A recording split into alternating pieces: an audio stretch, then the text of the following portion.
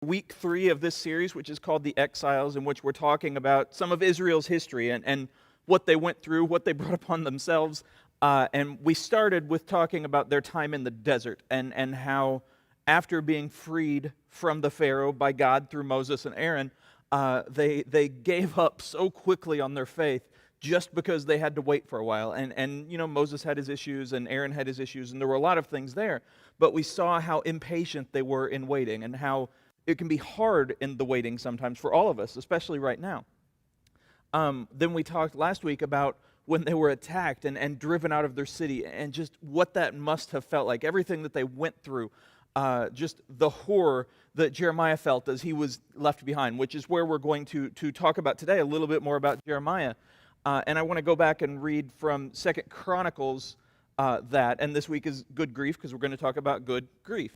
And I completely made up the title slide myself. No, it's not taken from anything at all.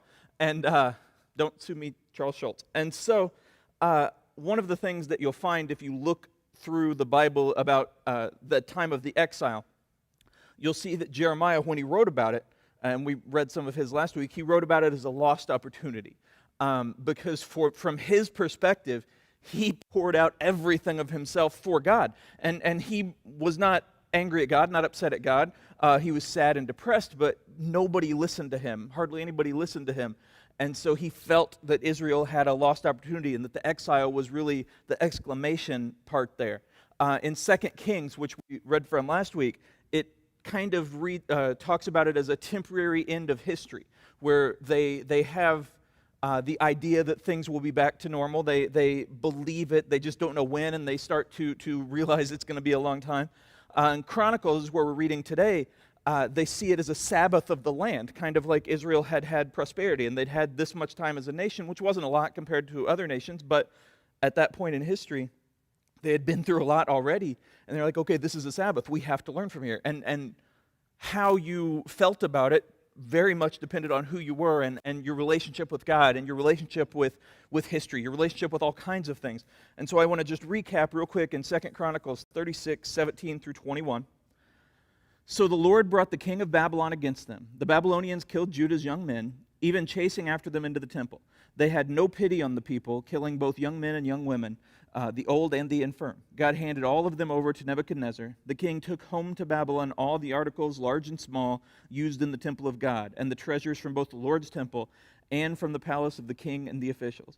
Then his army burned the temple of God, tore down the walls of Jerusalem, burned all the palaces, and completely destroyed everything of value. The few who survived were taken as exiles to Babylon, and they became servants to the king and his sons until the kingdom of Persia came to power. So the message of the Lord spoken through Jeremiah was fulfilled.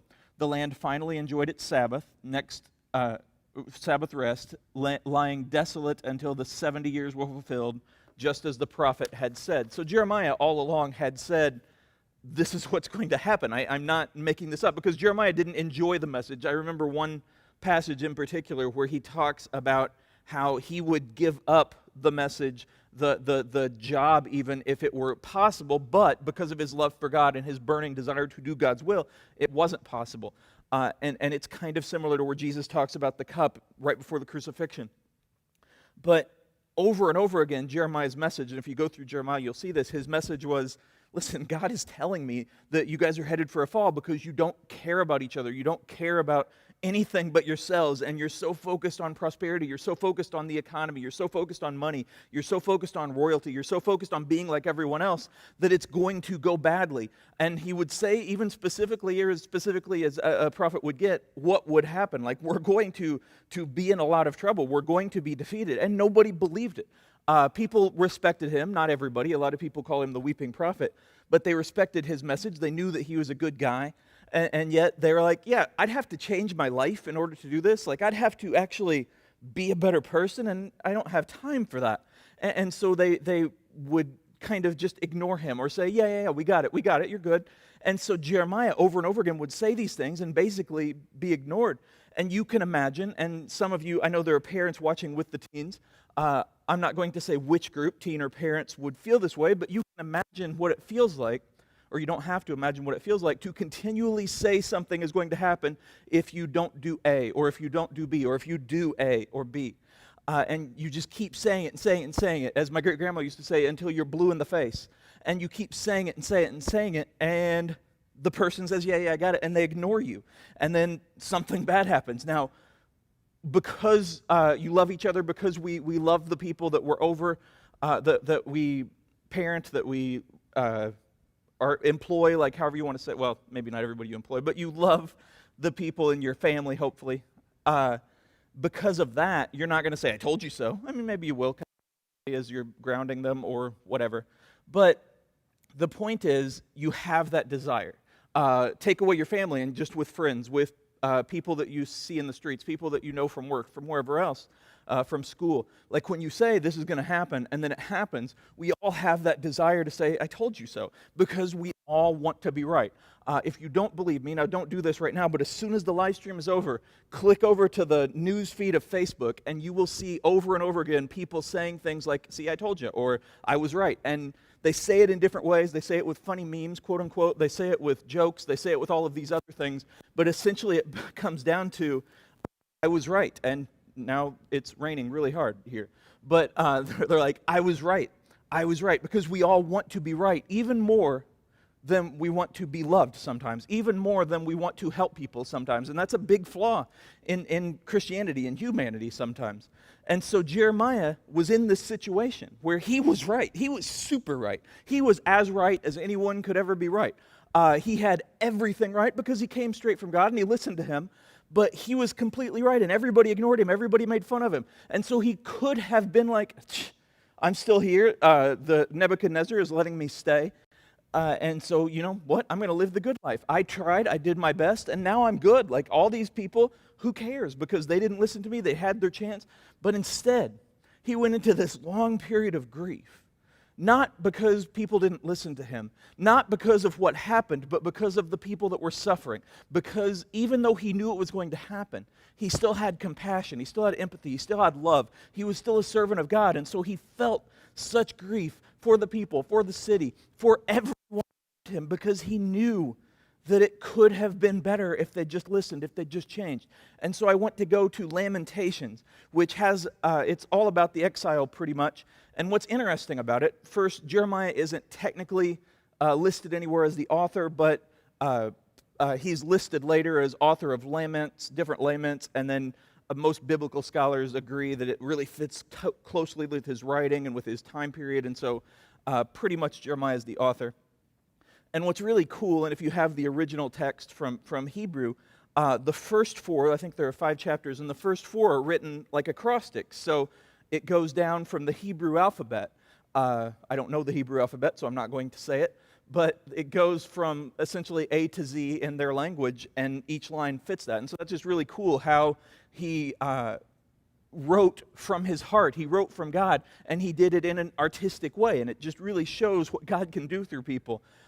And so I want to talk about this Lamentations 1 through 7, and again, this is Jeremiah. Jerusalem, once so full of people, is now deserted. She who was once great among the nations now sits alone like a widow. Once the queen of all the earth, she is now a slave. She sobs through the night, tears stream down her cheeks. Among all her lovers, there is no one left to comfort her. All her friends have betrayed her and became her enemies. So basically, picture this.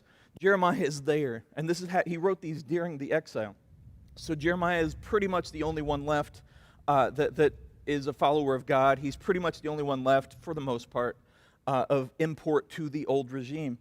And so he is just looking out at the cities, looking at the burned temple of God. Now he knows nothing can stop God. He knows that even if the temple crashes, that doesn't affect God. But he also knows the symbolism of someone coming in and destroying that. And it hurts him. It grieves him. And so he's looking out there, and he talks about Jerusalem as a person, similar throughout the Bible. Jesus even does.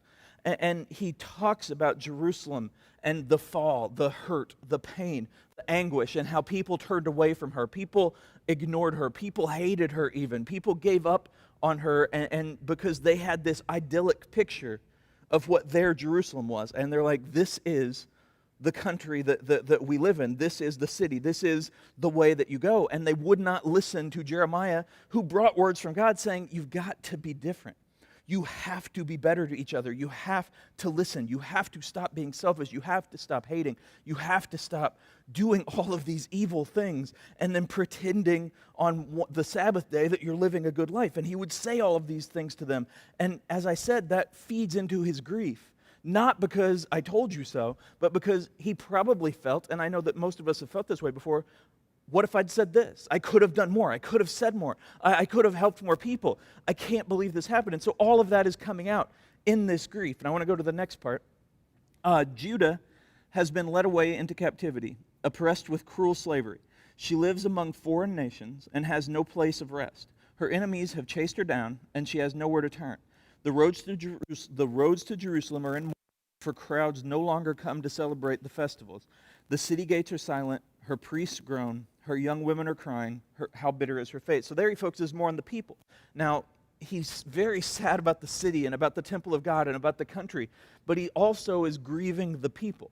One of the things in our society that you'll find is grief exists everywhere. We all know that because life can be short and because we get hurt. We lose jobs, we lose people, we lose money, we lose whatever, and it can hurt in varying degrees. And so each of us grieve in different ways. When I do funerals, one of the things that I say at the very beginning is, don't let someone tell you how to grieve.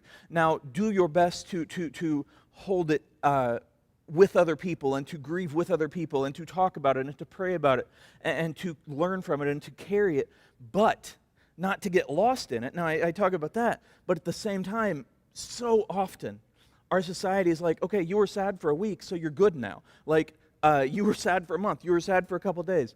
This past week, I did a Facebook Live on Facebook, and shockingly, and it was largely about my great-grandmother because yesterday would have been her 102nd birthday.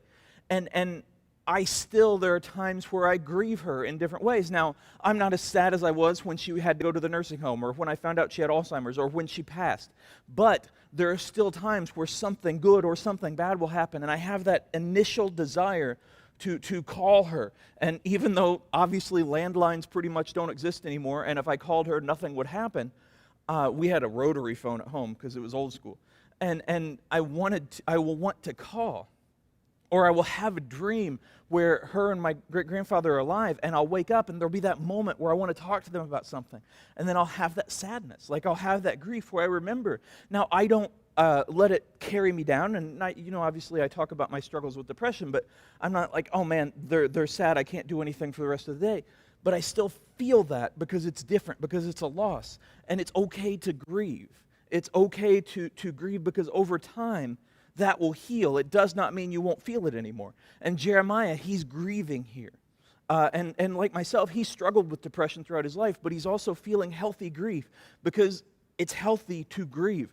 So many people think that they're tough if they never cry. So many people think that they're tough if they never show emotion, if they never are sad publicly about anything, but that's not being strong. Being strong is being who you are. It's standing up for God and showing what he does in your life, even if it means grieving, even if it means being sad. And Jeremiah has lost so much here. Now, there are people around that have lost more, and so there are probably people that will come up and be like, yeah, Jeremiah, but you could have lost all this, and you've only lost all this, because people want to judge our grief. People want to tell us how and when and how long and all of that. But grief is good because it is God's way of helping us come to terms with something. And through time and through prayer and through talking and sometimes through counseling and through that kind of help, we can get through it. But we still will carry bits of that because when we lose someone, when we lose something that is very important to us, it's a loss. And there are people who will grieve different things. Pretty much everybody will grieve a person that we lose. But there are some people who will grieve a job more than others. There are some people who will grieve an item more than others. And it's so easy to be like, well, how could you care so much about that shell? Or how could you care so much about that box or whatever? And maybe there's a reason. Maybe it's something emotional. But it does not matter because it's their grief. And so it's important to carry that, just like Jeremiah is. And how is he handling it? He's talking to God every day. And then he's writing about it. And I'm not saying everybody here has to turn into poets. I'm not saying that everybody here has to go write.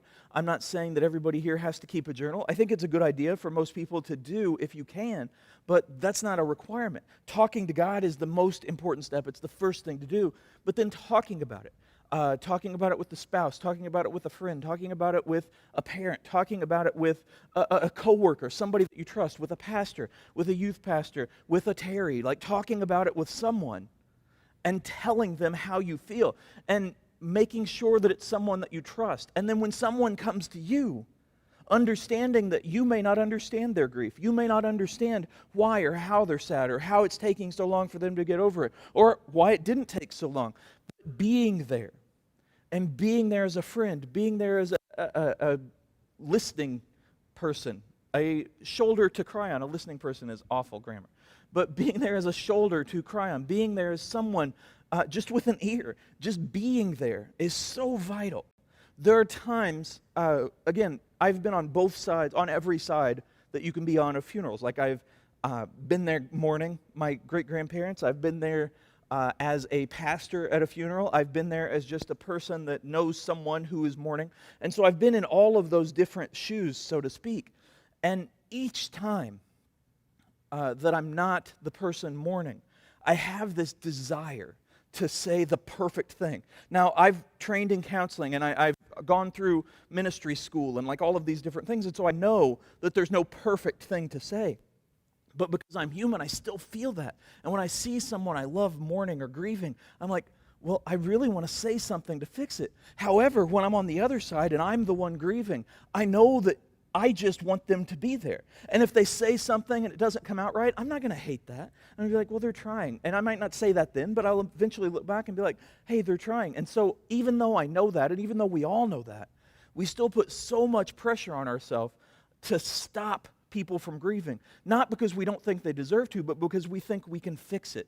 And yet, we have to understand that it is a normal part of life.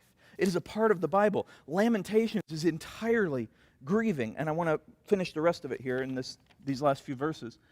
Her oppressors have become her masters, and her enemies prosper. So the Lord has punished Jerusalem for her many sins. Her children have been captured and taken away to distant lands. All the majesty of beautiful Jerusalem has been stripped away. Her princes are like starving deer, searching for pasture. They are too weak to run from the pursuing enemy. In the midst of her sadness and wandering, Jerusalem remembers her ancient splendor, but now she has fallen to the enemy, and there is no one to help her. Her enemy struck her down and laughed as she fell.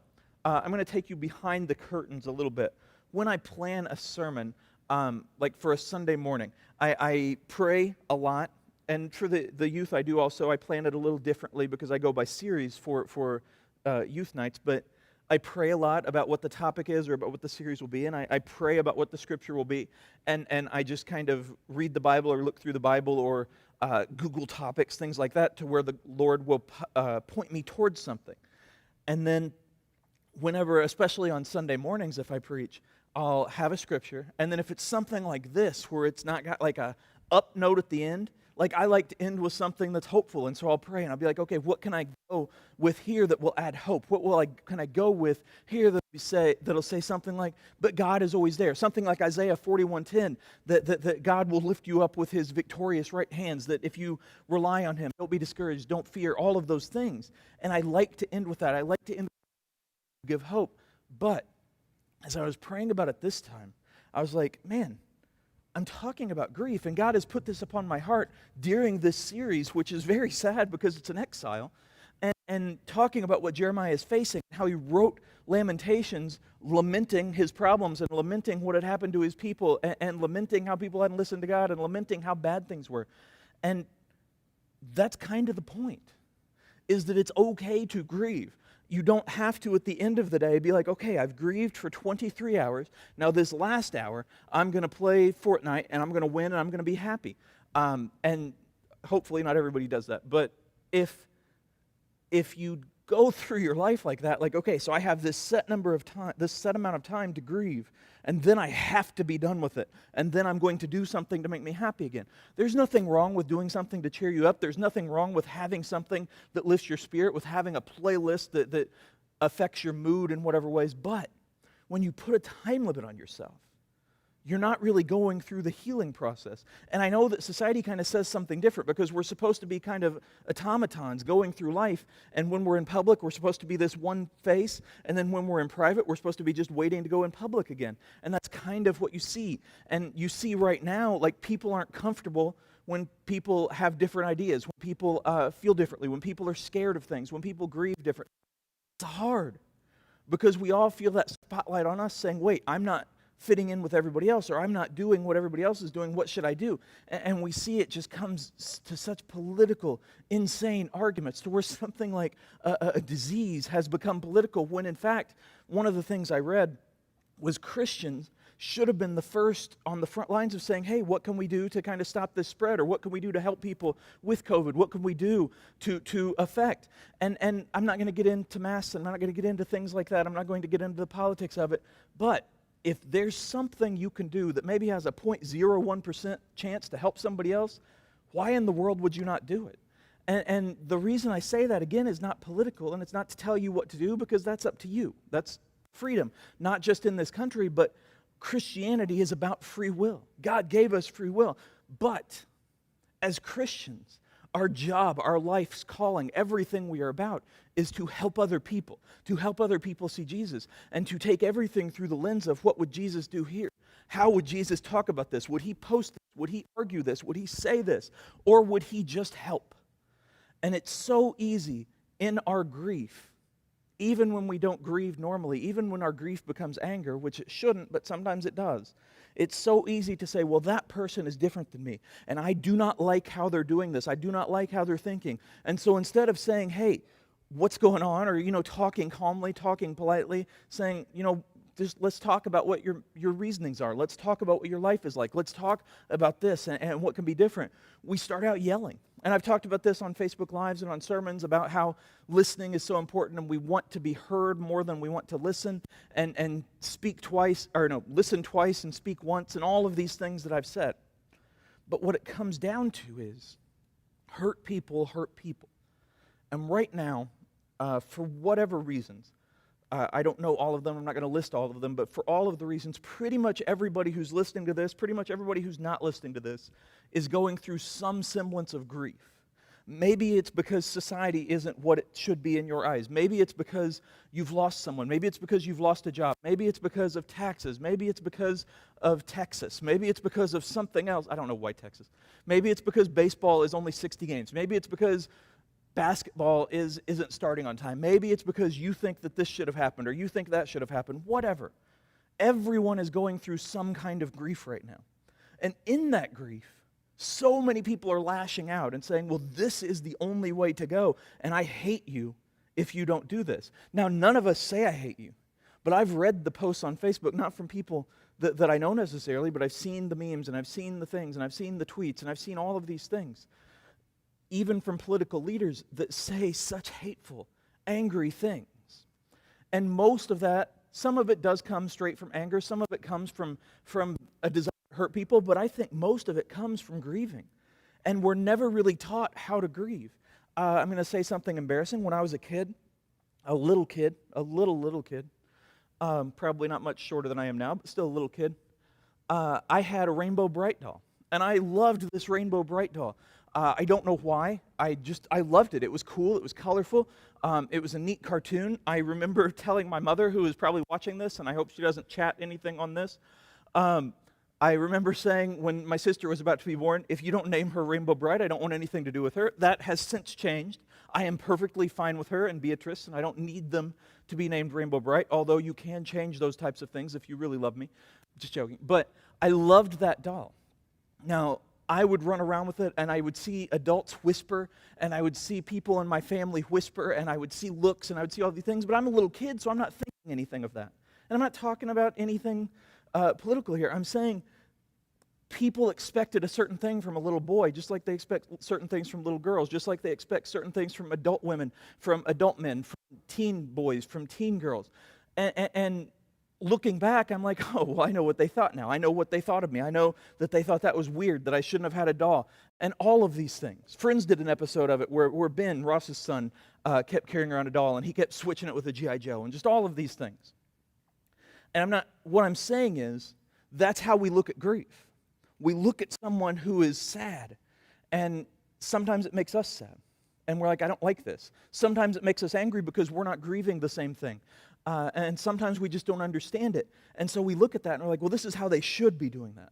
And all of us, no matter how Christian or not Christian we are, all of us have this inner desire to be right, like I said at the beginning, to tell people exactly what to do. Not out of a desire to control them necessarily, but just because we all believe that we are right. We all have that inner thought of, well, I am doing this the right way. That doesn't mean we all think we're perfect. We don't. It doesn't mean that we never think we mess up. We do.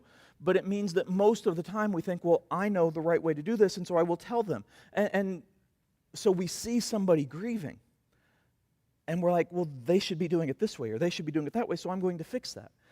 When in fact, they just want you to listen. They just want you to be there. Somebody will see us grieving. They're like, well, they're not doing this the right way. Why are they grieving that? Why aren't they grieving that?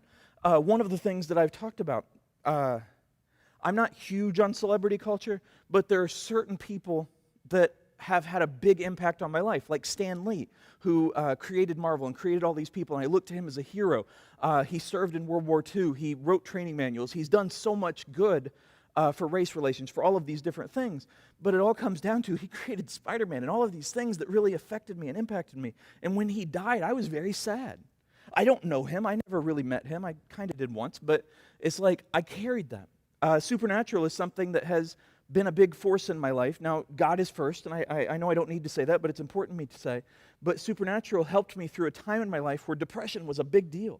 From all the way 2005 to now, and I've met the guys in the show, and I've talked to them, and I know what they stand for, and I know how they help with depression. And so when that show ends, if it ever comes back on TV, it's going to make me sad. Now, I'm not going to give up on life, and I'm not going to do all these things, but it's going to make me sad. And there are absolutely going to be people that say it's just a TV show.